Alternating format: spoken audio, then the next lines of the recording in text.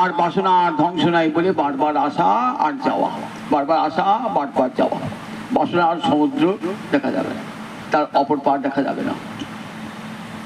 তাই সংসার সিন্ধুতন্নে হৃদয় যদি যদি সাধুগুরু বৈষ্ণবের মহতের কৃপায় মহতের পদধূলি মাথায় পড়ে, তাহলে জীবের অন্তরে যে এই সংসার সুখের আলয় নয়, এই সংসার দুঃখের আলয়।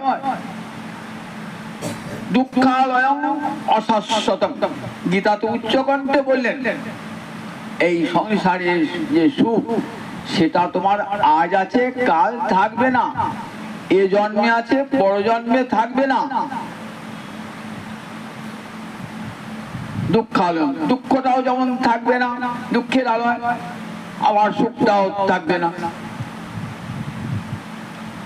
চক্রবৎ পরিবর্তন্তে সুখানি চ দুঃখ।